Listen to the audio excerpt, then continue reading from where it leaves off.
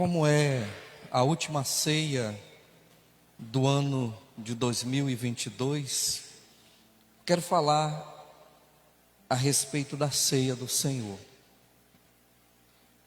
Eu acredito que, assim como na igreja de Corintos, eu acredito também que a igreja brasileira, ela precisa entender alguns conceitos da Santa Ceia, que tem se deixado, queridos, de ser vivido. Amém? E é importante que nós, como cristãos, possamos viver a verdadeira sã doutrina, a palavra de Deus para as nossas vidas, com exatidão e com respeito à santa palavra. Amém? Abra a tua Bíblia para o livro de 1 Coríntios.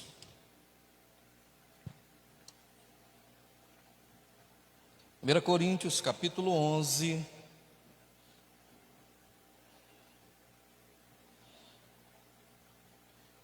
Versículo 28.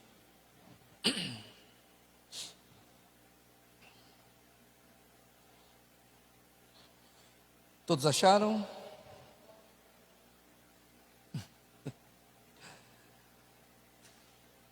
Aleluia. Diz a palavra do Senhor no livro de 1 aos Coríntios, capítulo 11, versículo 28. Examine-se, pois, o homem a si mesmo, e assim coma do pão e beba do cálice. Soberano Deus, eterno Pai, apresentamos a Tua palavra e invocamos a Tua santa presença, Espírito Santo. Fala conosco nesta noite, ministra nossos corações, no nome de Jesus.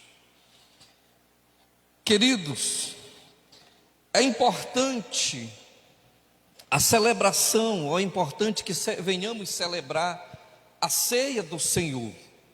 Todos nós sabemos que é um mandamento do Senhor, todos nós conhecemos as passagens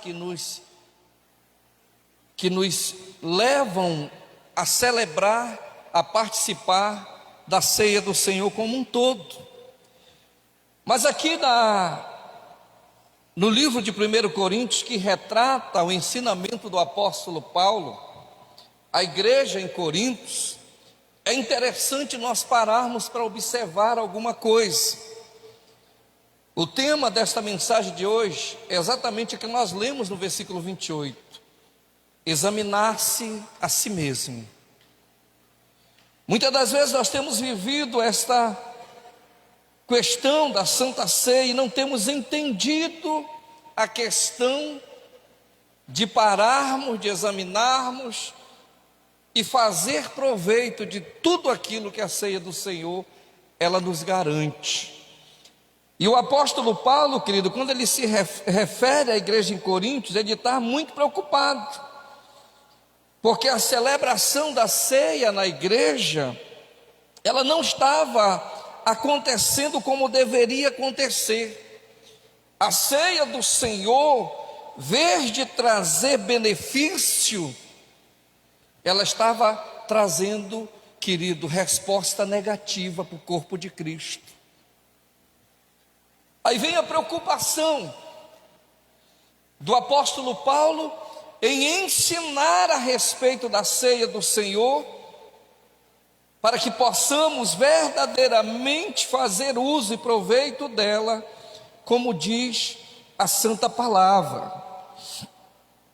Abra a tua Bíblia lá em 1 Coríntios, vamos voltar um pouquinho, o versículo 17,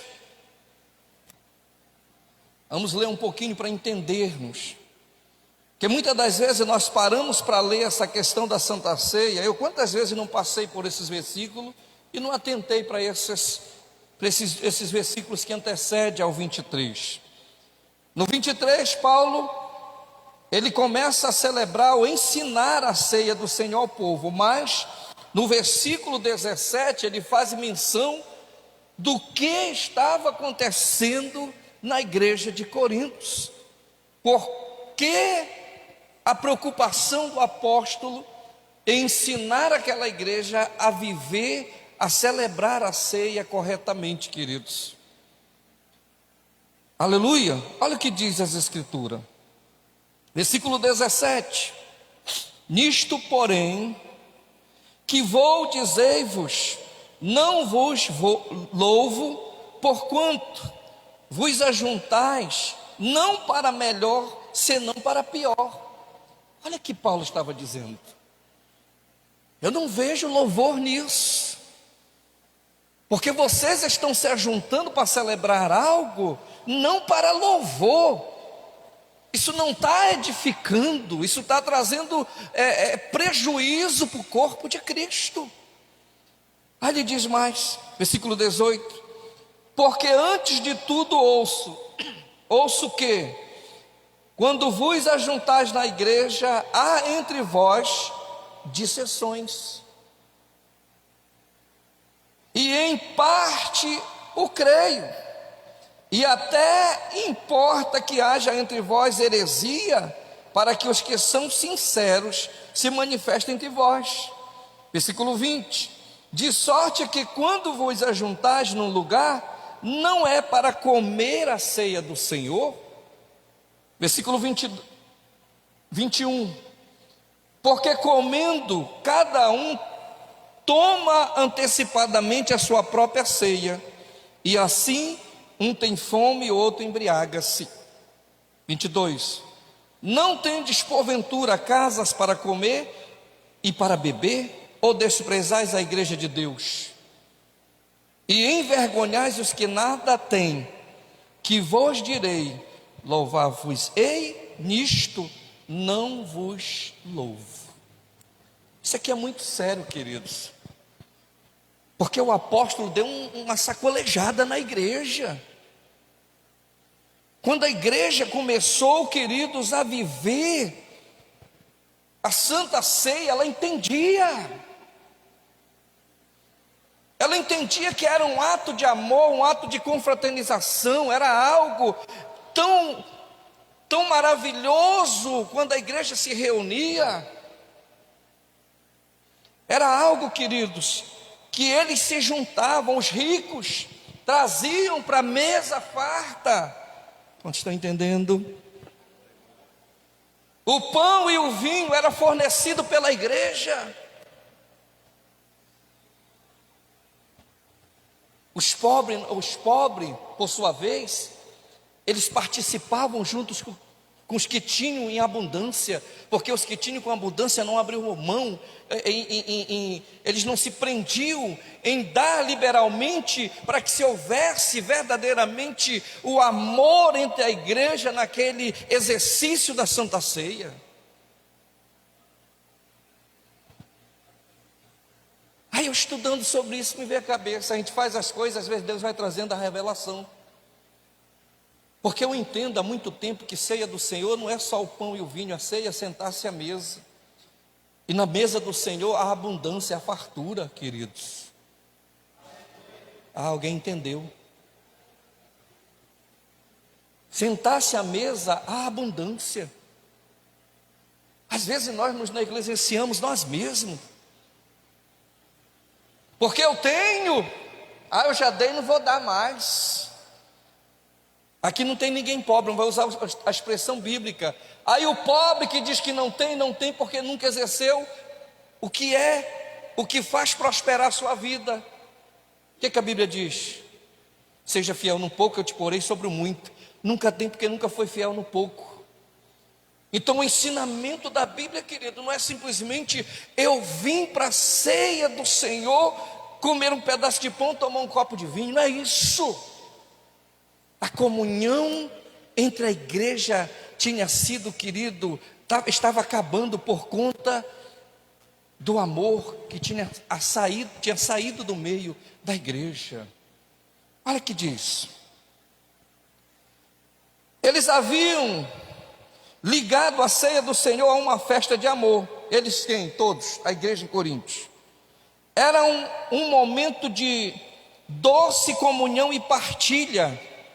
Havia amor, havia partilha entre a igreja. Cada família trazia comida e os ricos partilhavam com os pobres. Partilhavam com os pobres do alimento provido. O pão e o vinho para a ceia era fornecido pela igreja. O amor, a expressão. Sabe?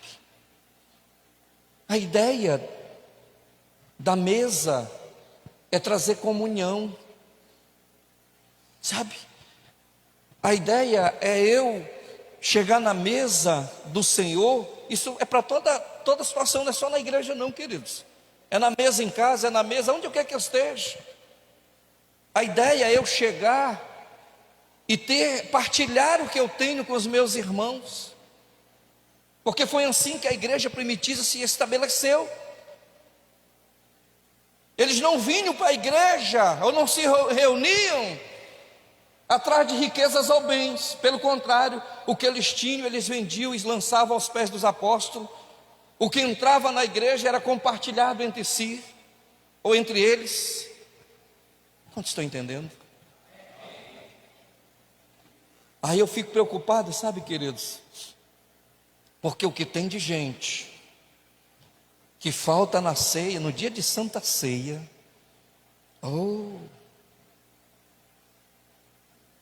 com medo de ser constrangido, mas a Bíblia em nenhum momento diz que pastor ou membro vai constranger alguém pelo pecado dele. Pelo contrário, a Bíblia diz: examine, pois, o homem a si mesmo. Quem é o teu juiz? Bate no peito aí. É você mesmo. Aqui ninguém vai tirar pão e vinho da mão de ninguém que esteja em pecado, que venha cear. É você que é o seu juiz. O meu dever como pastor é te instruir com a verdade. E eu estou te instruindo com a verdade. Porque assim como na igreja em Corintos, o amor cessou. Os ricos e até os pobres, porque os pobres traziam também. Os ricos traziam, os pobres traziam, a igreja cedia. Sabe por que tudo isso acabou? Olha para o irmão que está no teu lado. Olhou para ele? Diga assim para ele: por conta do egoísmo. O egoísmo, queridos. Olha o que diz. Eles haviam ligado a ceia do Senhor, aqueles que tinham mais comida começaram a desprezar e negligenciar os pobres. A congregação foi dividida em grupinhos. A congregação foi o quê? Dividida em grupinhos. Quantos já viram isso na igreja? Seja sincero. A gente vê muito isso dentro da igreja. A congregação foi dividida em grupinhos. Cada um só comia com aquele que estavam em comunhão, entre aspas, com ele. Mas a Bíblia diz que a comunhão entre os santos é entre os santos. No céu não vai haver panelinha, queridos. A Santa Ceia é uma preparação para o céu. A comunhão, o partir do pão, o viver, o dar glória, o glorificar, o receber, é uma preparação, querido, para os céus. Então havia egoísmo. Interessante que tudo isso se fala nos versículos que eu li, de 1 Coríntios 11, do 17 até o 22. Você pega em casa, para não tomar muito tempo, que é longo esse estudo. Chega em casa, faz uma avaliação. Os ricos olharam para si: eu estou cansado de alimentar pobre. Se quiser comer, que se vire. Os pobres, por suas vezes, eu levava, mas eu me dava bem com o que o rico tinha. Egoísta também. Sabe, queridos, isso tem dividido a igreja. Eu tenho analisado, o diabo ele tem ganhado muito na vida de muitos crentes, porque eles têm parado no tempo e não têm analisado, querido, a Santa Escritura. Olha que nós vimos aqui na nossa conferência de missões, o que tinha de pobre, entre aspas, pobre que eu digo entre aspas, é aquele que diz, eu não tenho como pagar a inscrição, mas quem foi que disse que nós estávamos vendendo a entrada para receber da parte de Deus aqui? Porque é pobre de espírito. O diabo tem tentado, mas uma coisa ele se enganou. Espiritualmente falando, foi uma das melhores conferências de missões que já aconteceram. O nível de mensagem foi extraordinário. E quem veio recebeu. E era isso que estava acontecendo, queridos, na igreja. Eu não vou.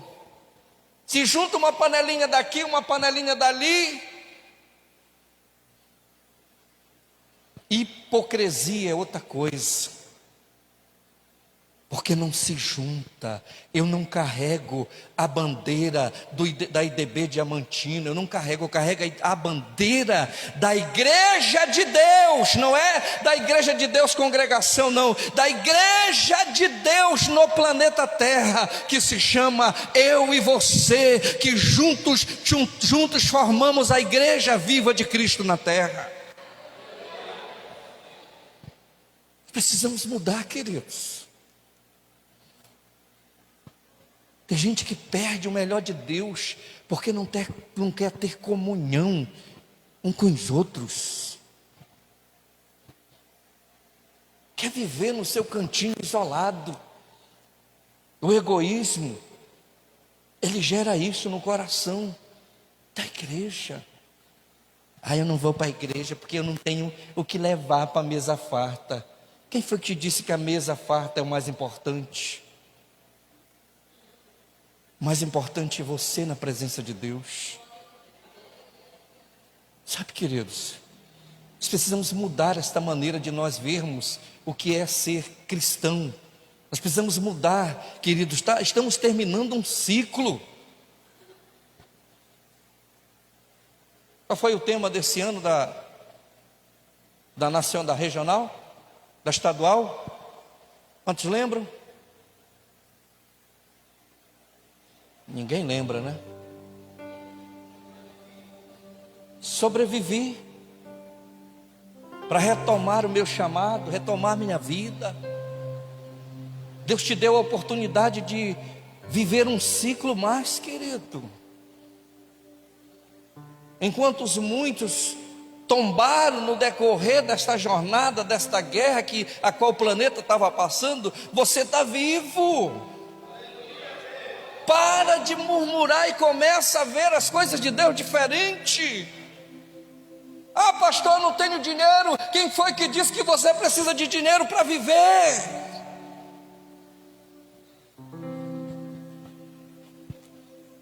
Vá logo sentindo que vai ser os 3 dias proféticos. Porque se precisa de vaso, eu estou aqui para Deus derramar e eu liberar, queridos. Deus me deu um sonho semana passada e vai se cumprir. Eu vivo a minha vida, o meu relógio, o meu pulso está ligado ao de Deus. Sabe por que eu digo isso? Porque eu não sei quanto tempo eu vou estar nessa terra.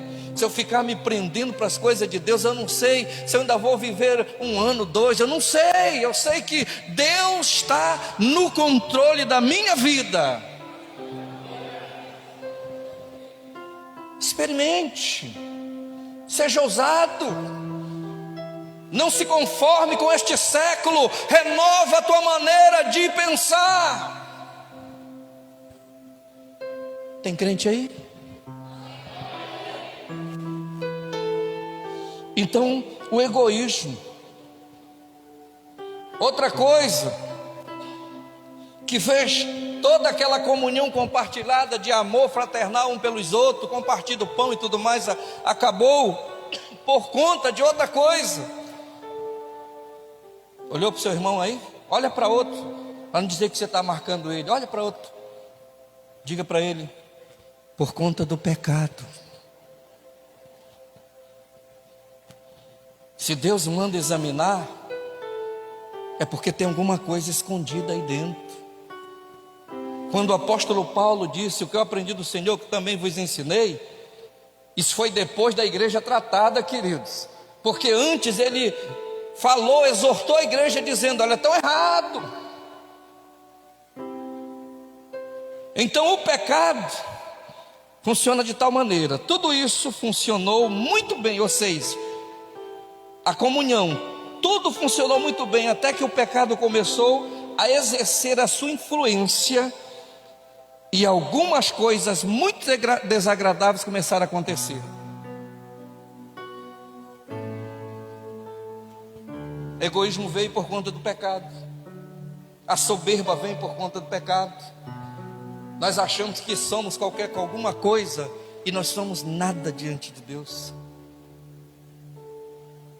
O pecado, ele tem destruído, queridos, a comunhão de muitos santos. Pastor, mas é o pecadão ou o pecadinho? A balança de Deus é a mesma medida, o grandão ou o pequeno. Todos fazem separação entre Deus, todos levam a condenação. E aqui o apóstolo estava tão preocupado com a igreja de Coríntios, e teve que tratar com ela. Isso aqui, queridos, é muito forte. O apóstolo Paulo disse que era melhor não celebrar a Santa Ceia do que celebrar a ceia, e a igreja não está sendo abençoada por conta de todos os pecados que estavam acontecendo no meio da congregação, queridos. Que comunhão há? Uma igreja dividida? Não tem como, queridos. Não tem como uma igreja com diversas cabeças pensando. Não existe isso. A cabeça da igreja é Jesus. Eu vou te dizer, você é muito mais direto contigo nesta noite.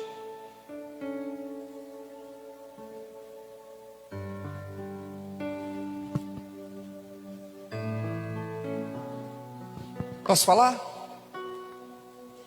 Se é para você continuar vivendo do jeito que você está vivendo, pastor, eu não estou, se não serve, joga para trás.